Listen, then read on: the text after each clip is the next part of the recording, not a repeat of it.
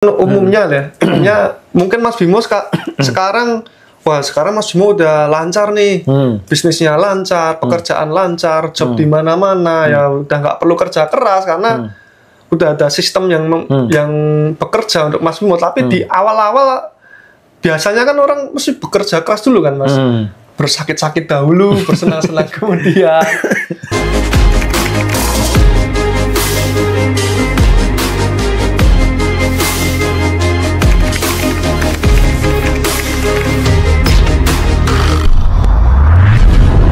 Kembali ke konsep Ripen ini, Mas. Saya sendiri belajar mengenai Law of Attraction sudah cukup lama ya, mungkin dari 2015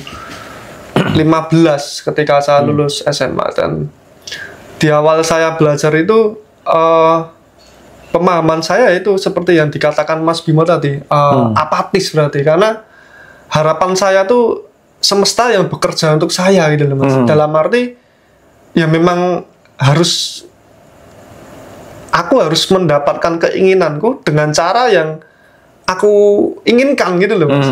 Padahal di konsep Ripen ini kan urusan caranya kan kita udah tidak boleh mendikte ya, Mas. Betul.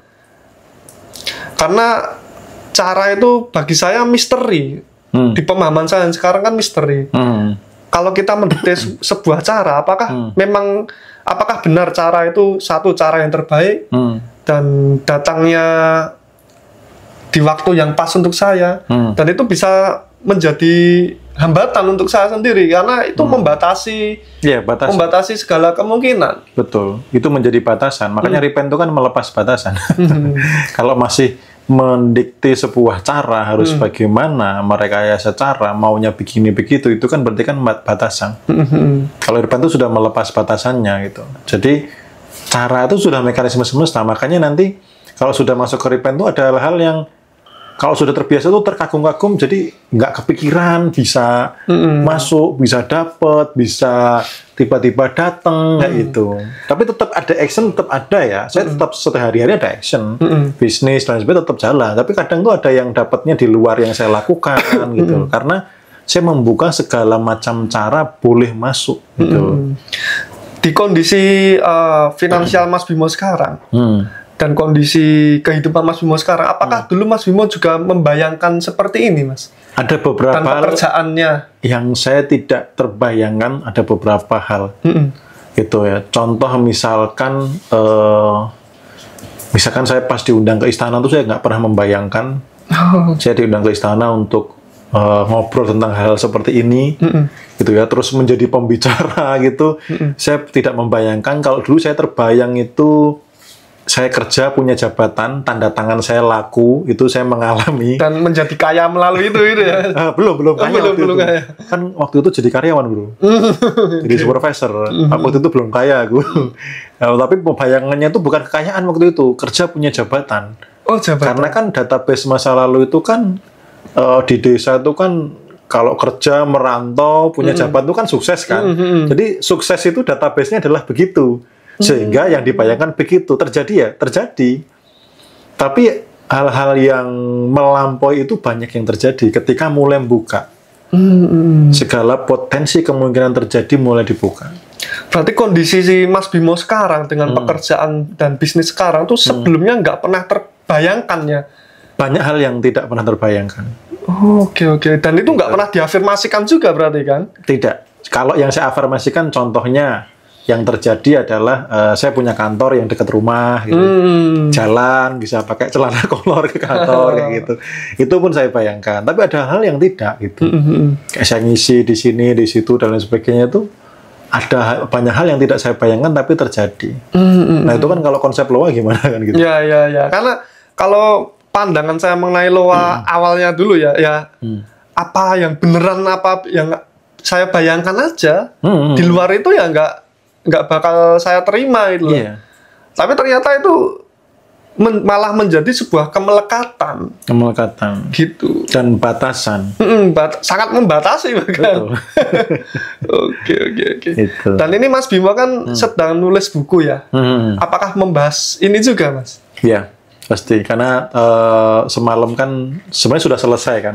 Oh, udah selesai ini bukunya? Selesai, tapi saya diminta untuk cek ulang. Karena di awal ada beberapa hal yang perlu saya masukkan. Gitu. Jadi uniknya membuat buku ini itu saya benar-benar harus lunak gitu loh. Benar-benar rendah hati di hadapannya. Apa yang saya tulis ini jangan sampai ego gitu loh bro yang nulis itu.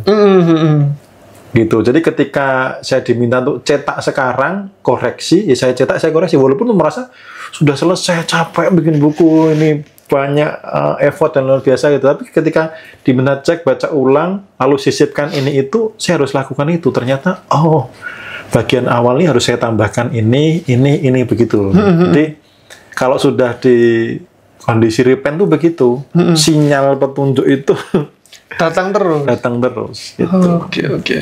Karena fokusnya di buku ini kan nanti kepada dampaknya. Dampak? Iya, seberapa berdampak gitu loh.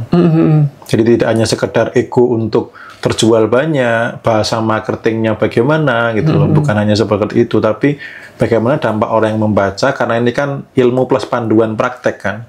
Bukan hanya ilmu pengetahuan gitu loh. Praktek sepanjang hari, panduan 21 hari dari hari pertama apa, 2, 3 sampai 21 gitu. Oh, sampai 21. Masuk kepada kehidupan repen juga gitu.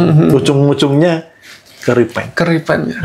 Itu nanti ketika kita udah sampai di repen, itu bimbingan tuh sumbernya dari mana sih, Mas? Dari intuisi, higher self. Higher self. Oke. Gitu. Dari orang-orang yang dikirim olehnya juga bisa.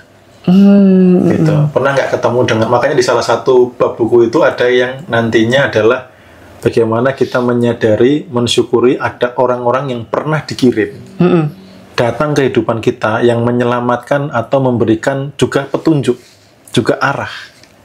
Gitu. Karena nggak selalu harus penglihatan, harus suara, bisa jadi orang real datang atau malaikat tak bersayap lah istilahnya gitu. Jadi orang itu seolah-olah dikirim Tuhan untuk ya misalkan guru spiritual, sahabat atau teman sharing yang spiritual, yang ngingetin gitu, atau konsultan yang spiritual, itu kan salah satu caranya juga. Jadi kalau sudah di repen itu semesta akan merawat gitu loh. Dan kita disiplin di situ, makanya nanti ada toolsnya supaya kita nggak turun dari repen, gimana sih begitu loh. Oke. Kayak gitu, supaya energi itu solid full di situ, bagaimana sih supaya nggak berkurang kececer-cecer ke hal yang lain. Salah satu contoh misalkan scrolling medsos aja. Pikiran kita ke sana, atensi ke sana, itu kan energi sudah bocor kemana-mana. Gitu.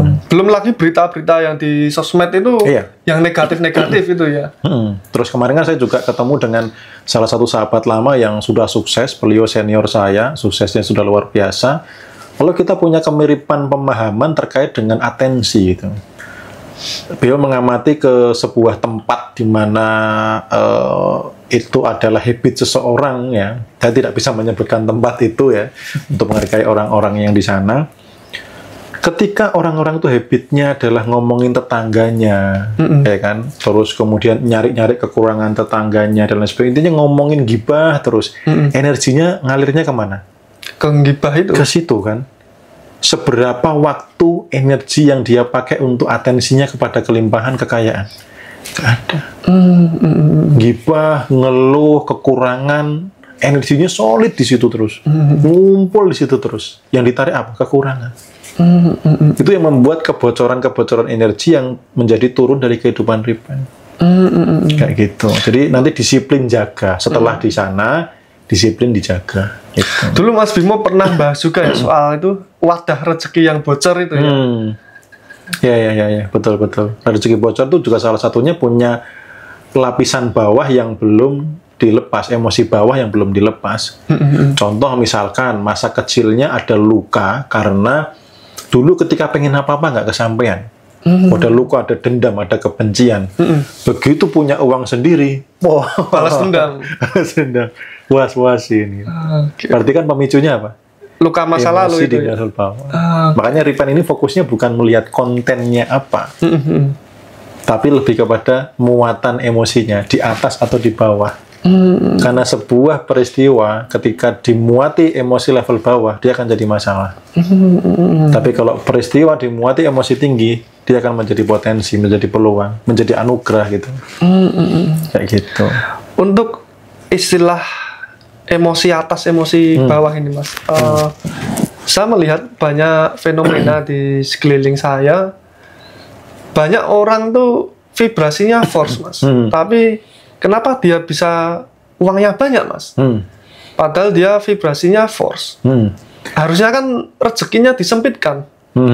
Itu gimana Mas? Nah, rezeki kan 3 aspek itu tadi. Gitu kan. Bisa jadi uangnya banyak, tapi sisi lain coba cek. Rezeki di emosional dia bagaimana? Kedekatan dengannya bagaimana? Itu pasti di sisi itu nggak nyaman banget. Karena aku pernah mengalami juga titik di mana punya uang tapi hidup nggak damai, pernah juga. Oh gitu. Gitu. Ada temen yang dia pengusaha mebel kaya raya tapi ngerasa kayak hidupnya kosong. Gitu loh. Ngerasa kayak hidupnya kosong, belum menikah, terus dia harta sudah berlimpah gitu loh. Tapi apakah itu bisa dikatakan dilapangkan rezekinya? Nah, makanya teman-teman tuh harus clear. Rezeki itu yang gimana? Oke. Nah, 3 itu harus seimbang. Jangan sampai nanti juga terjebak kebalikan. Berarti nggak usah punya uang banyak, yang penting bahagia dan dekat dengannya. Ya nggak gitu juga. 3 ini loh. Makanya di Repent nanti fokusnya itu keselarasan antara 3 ini. Gitu ya, dari harta, dari sisi emosional, dan juga dari sisi spiritual.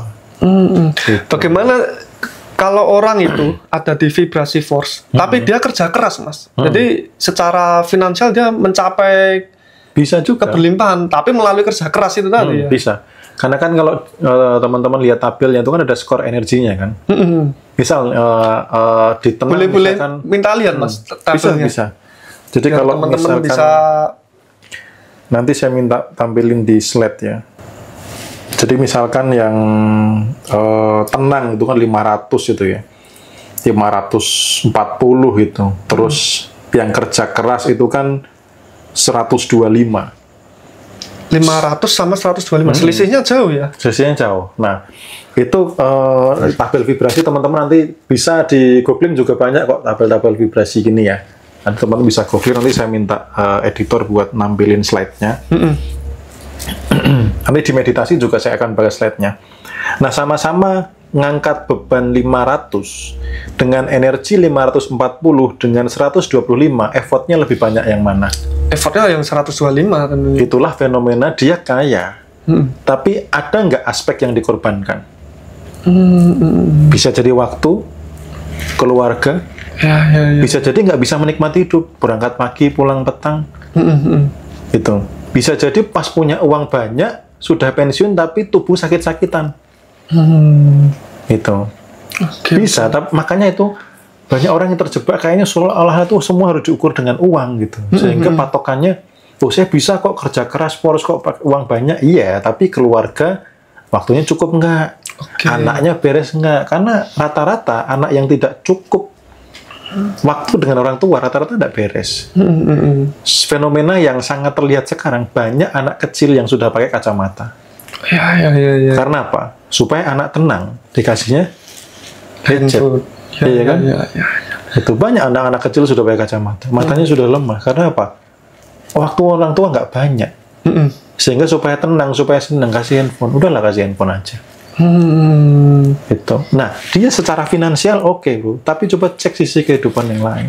Iya. Makanya kehidupan yang ideal, Repent, itu adalah 3 aspek itu terpenuhi. Harta oke. Emosional juga di vibrasi power, tenang, damai, sukacita, dan dekat dengannya. Gitu. Kalau pandangan Mas Bimo sendiri tentang kerja keras gimana Mas? Kan umumnya mungkin Mas Bimo sekarang Mas Bimo udah lancar nih, bisnisnya lancar, pekerjaan lancar, job di mana-mana, ya udah nggak perlu kerja keras karena udah ada sistem yang bekerja untuk Mas Bimo. Tapi di awal-awal biasanya kan orang mesti bekerja keras dulu kan Mas, bersakit-sakit dahulu, bersenang-senang kemudian, ya seperti kita naik gunung lah, kita wah rekoso sih, nanti ngopi-ngopinya di atasnya. Mas Bimo sendiri bagaimana? Kerja keras itu waktu saya kerja sebagai supervisor dulu, saya kerja keras. Waktu sebagai supervisor? Berangkat telat dimarahin, tapi kalau pulang telat saya nggak dimarahin. Jadi itu benar-benar kerja keras yang hasilnya nggak seberapa. Gitu. Setelah itu kan kerjanya lebih santai. Oke. Gitu. Ada sih kondisi di momen-momen misalkan nih, tiba-tiba kok pengen begadang gitu loh untuk menyelesaikan sesuatu. Tapi habis itu bisa jadi sehari 2 hari nggak ngapa-ngapain gitu loh. Nah kalau kerja keras itu kan kenceng terus kan ritmenya itu. Sepanjang hari kan kenceng terus. Berarti Mas tanya aja teman-teman ini yang ngantor. Aku paling ngantor berapa jam? Kadang sehari nggak ngantor ya gitu. Berarti Mas Bimo menolak untuk bekerja keras. Iya. Setelah belajar tentang ilmu vibrasi. Betul. Karena hasilnya lebih banyak ketika ditenang dan damai daripada kerja keras. Udah berapa tahun nggak kerja keras berarti Mas? Saya pensiun melepas kerja keras tuh dari tahun 2017. 2017. Tuh teman-teman Ripen, Mas Bimo sendiri tidak mau bekerja keras. Ini kontroversial ya, dari 2017 beliaunya ini tidak mau bekerja keras. Berarti udah 7 tahun ini Mas nggak bekerja keras. Nggak mau kerja keras. Terus ngapain Mas kalau nggak bekerja keras? Ya kerjanya enjoy gitu. Kerjanya enjoy gitu. Lebih ke vibrasi atas gitu loh. Gitu. Jadi kayak contoh misalkan mungkin di sisi orang lain, menurut orang lain tuh kerja keras. Contoh misalkan kayak tanggal 2 saya dapat undangan untuk di YT karena ada launching ya, YT affiliate gitu. Tanggal 3-nya orang pihak YT ke sini. Itu yang dari Jepang juga ke sini. Tanggal 4-nya orang TikTok yang gantian datang ke sini. Gitu. Nah, itu kan mungkin menurut orang itu adalah kerja keras. Tapi bagi saya itu menyenangkan gitu loh. Saya naik kereta ke Jakarta, habis itu di sana piknik ya. Nyampe subuh, terus habis itu siang saya di acara YT, terus malam saya balik. Terus besoknya ada mereka berkunjung dan sebagainya. Saya nggak ngerasa kerja keras gitu loh. Enjoy aja Gitu loh. Jadi bukan berarti kayak kerja keras lebih identik ritme yang rutin dan itu menyiksa. Oh iya, harus mengorbankan yang lain gitu loh. Bisa jadi saat itu saya lagi kenceng, tapi hari-hari sebelumnya atau berikutnya saya misalkan jalan-jalan sama anak istri gitu loh. Nah kalau kerja keras kan nggak bisa. Dia harus cuti dulu, harus nunggu waktu lama, bahkan libur pun mikirin pekerjaan. Ada yang libur bawa kerjaan ke rumah. Bahkan saya pernah libur harus masuk toko, pernah jam 3 dini hari toko kerampokan harus datang ke sana gitu. Oke. Pernah malam-malam hujan-hujan tidur mau enak-enak, ada yang toko gensetnya putus karena mati listrik, gensetnya putus, harus follow up sana sini dan lain sebagainya. Dan itu uangnya nggak seberapa. Gitu. Nah ternyata ketika saya melepaskan kerja keras, uangnya lebih banyak. Gitu. Jadi kalau misalkan disuruh pilih yang mana? Ya milih yang nggak kerja keras. Ya. Iya. Berarti di ilmu vibrasi ini, di tingkatan Ripen atau bahkan mungkin nggak usah jauh-jauh di Ripen, di vibrasi power di bawahnya Ripen ini, itu udah nggak perlu kerja keras ya. Ya di vibrasi power tuh sudah nggak ada kerja keras lagi, gitu. Karena kerja keras tuh efek dari apa? Kemelekatan. Hasrat yang terlalu kuat, diperbudak oleh hasil. Adanya kekhawatiran, kecemasan kalau nggak kerja keras hasilnya akan dikit. Itulah yang membuat dorongan orang kerja keras. Ya, tapi memang bukannya gitu Mas. Nah, umumnya sih. Iya, umumnya memang begitu. Tapi semakin keras kita bekerja, kalau yang sudah dilampaui itu kan dia sudah sangat yakin. Makanya vibrasi power kan ada salah satu vibrasi power itu kan apa? Yang optimis kan. Orang optimis itu sudah nggak perlu kerja keras lagi. Mereka ya sudah action do the best-nya itu sudah seperti kayak, jadi nggak ngoyo gitu loh, Bu. Kerja keras tuh ngoyo itu loh. Ngoyo itu karena khawatir nanti kalau nggak achieve gimana, kalau nggak dapat banyak gimana, sehingga harus lebih keras lagi, waktu harus dikorbankan lagi, harus nambah cara lagi kayak gitu. Oke. Nah kalau kerja keras dari sisi spiritual itu kan kerja ego. Gitu. Kalau yang di sisi spiritual kerja itu ya melibatkannya.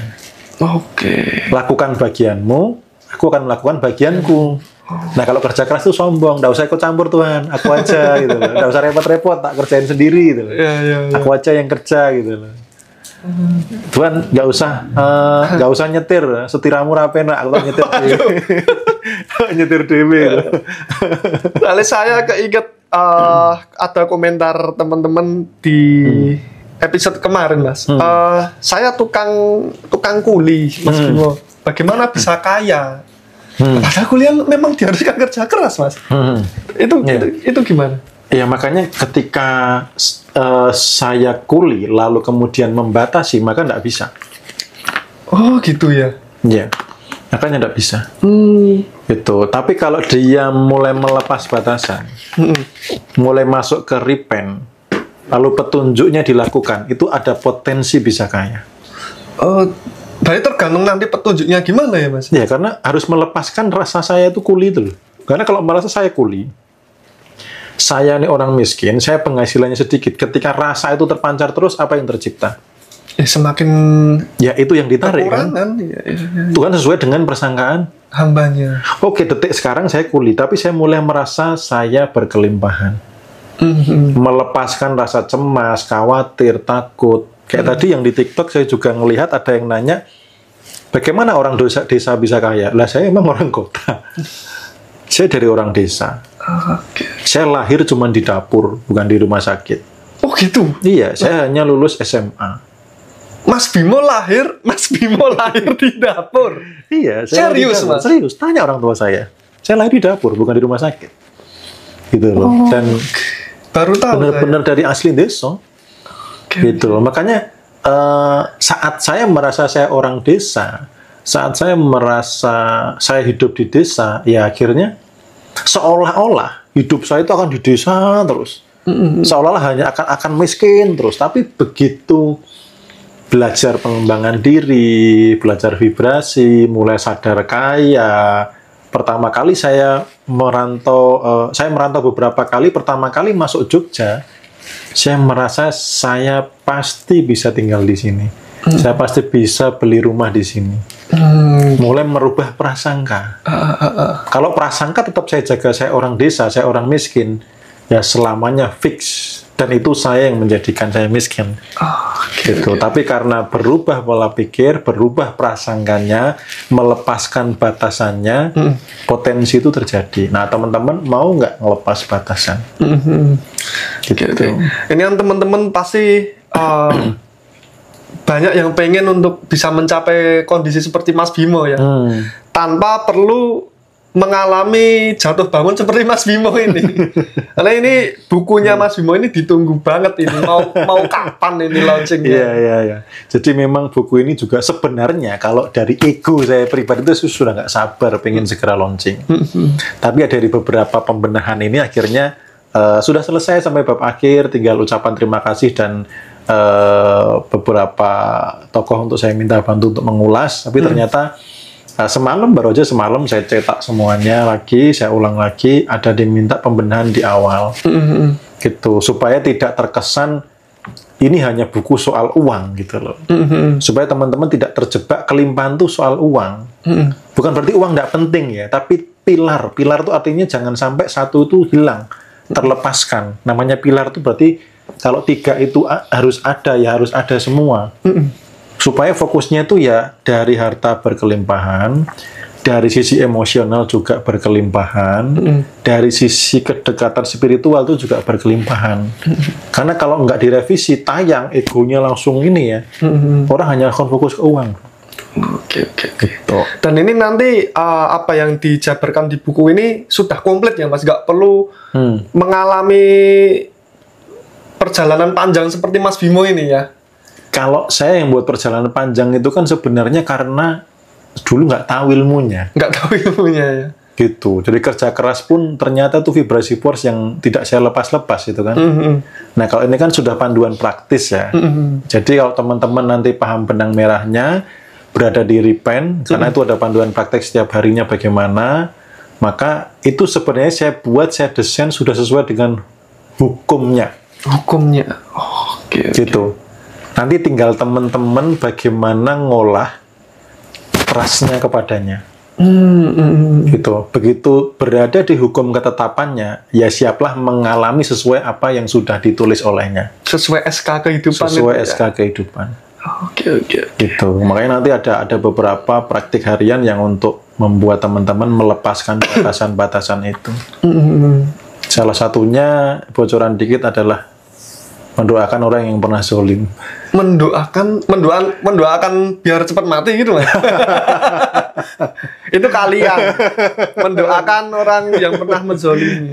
Jadi didoakan supaya rezekinya lancar. Nah untuk apa Mas? Didoakan supaya keluarganya bahagia. Ya kan udah menzolimi kita. Iya. Malah didoakan seperti itu. Nanti ada praktek 1 hari yang begitu. Oh, oke. Berat nanti itu ya kayaknya ya. Biar teman-teman, makanya di situ kan sebelum praktek kan saya kasih kesadarannya dulu. Kenapa harus melakukan ini? Supaya bagaimana? Gitu. Kalau teman-teman praktek itu, saya sih optimis ya, sebelum 21 hari pasti ada perubahan yang luar biasa. Sebelum hari ke-21 itu sudah ada perubahan yang luar biasa. Oke. Itu harus orang yang zolim, Mas. Yang didoakan, ada yang mendoakan. Ya ada beberapa yang orang yang baik ya itu ada. Oh gitu. Tapi tetap ada proses itu. Nah, jadi teman-teman mulai sekarang mumpung belum terbit bukunya di list yang zolim itu di list. Yang punya utang, yang termasuk yang punya utang ya Mas. Iya. Itu bisa di list nanti didoakan. Yang pernah nipu. Yang pernah nyakitin, gitu, mantan pacar, mantan pasangan bisa jadi. Mantan pasangan. Ya gitu, orang yang pernah melakukan KDRT gitu, atau pelecehan atau apapun, orang-orang yang pernah sangat menyakitkan. Kalau diri sendiri Mas, diri sendiri ada nanti ada panduan. Ada sendiri ya, iya. Ya. Itu kan per hari kan ada fokusnya, jadi nggak sehari itu kemana-mana gitu, nggak. Hari ini hanya fokus itu, besoknya fokus ini, besoknya fokus ini. Bertahap ya itu nanti. Okay. Jadi lepas satunya itu dirontokin. Saya penasaran Mas Bimo. Kan cerita Mas Bimo kan ketika bekerja dulu 8 tahun ya. Selama 8 tahun ya. Di minimarket terbesar di Indonesia itu 8 tahun. Tapi sebelum itu saya pernah kerja setahun jadi penjaga sekolah di Jepara. Jadi tukang sapu pel. Serius Mas? Serius. Potongin rumput. Pak Bon, gitu. Jadi Pak Bon. Iya, jadi Pak Bon. Pernah setahun saya jadi Pak Bon. Oke. Pernah jadi officer di Villa Hotel Cianjur selama setengah tahun. Officer gitu. Tuh, bukan office boy, tapi lebih ke penjaga losmen itu. Bisnis centernya, karena itu kan 6,5 hektar kan. Jadi ada bisnis centernya yang di situ saya sebagai petugas office-nya gitu. Kalau office boy itu kan yang bersih-bersih. Kalau saya yang administrasi lebihnya itu. Okay. Jika Mas Bimo punya kesempatan untuk ini angan-angan aja ya Mas. Jika Mas Bimo punya kesempatan untuk kembali ke masa lalu, kembali awal bekerja, ketika lulus sekolah dan mau memutuskan bekerja, apa yang akan Mas Bimo katakan ke diri Mas Bimo di waktu remaja itu? Pesan-pesan apa yang mau disampaikan? Kalau saya kembali ke masa itu, saya pastinya sangat berterima kasih sih dengan diri. Berterima kasih. Karena itu sebuah kepingan puzzle kehidupannya. Jadi saya menyadari saya diizinkan mengalami ini itu karena salah satu doa saya juga sih. Yang saya menyediakan diri untuk dipakai olehnya itu. Saya nggak mau hidup saya sia-sia, saya nggak mau hidup saya nggak ada artinya, saya pengen hidup saya dipakai olehnya untuk kebermanfaatan gitu. Nah, bermanfaat bagi banyak orang ini, teman-teman juga tidak boleh salah persepsi, karena kemarin saya juga ada yang bahas, nanti kalau dimanfaatkan gimana? Loh, dari kata aja udah beda loh. Bermanfaat dan dimanfaatkan itu sudah beda, itu bukan sama. Kalau dianggap sama ya akan sama, kalau dianggap beda akan beda. Gitu. Jadi kalau saya kembali ke masa-masa itu, saya akan terima kasih dengan diri saya, apapun itu saya tidak pernah menyesalinya, karena itu bagian dari kepingan puzzle, sehingga ketika saya dipakai saya bisa cerita gitu loh. Saya orang desa loh, saya juga orang desa gitu loh. Saya seorang karyawan ya, saya pernah jadi karyawan gitu. Terus seorang kuli, saya pernah jadi Pak Bon. Kayak gitu. Oke. Ilmu apa yang bakal Mas Bimo gunakan jika bisa kembali ke masa lalu dengan pada saat itu ya? Dengan kesadaran sekarang tentunya. Dengan kesadaran sekarang itu yang pasti adalah higher self dan intuisi. Higher self, sebegitu pentingnya itu Mas. Harus misalkan kembali ke masa itu ya. Karena masa-masa saya terlalu jauh berkelana. Iya, berkelana karena kan tidak mengandalkan dua hal itu. Oke. Dan mungkin jika higher self dan intuisi itu dipakai di awal karir dulu, mungkin kayaknya udah lebih cepat lagi. Ya, pencapaiannya sudah tidak seperti ini, pasti akan jauh lebih besar lagi. Oke. Kayak gitu.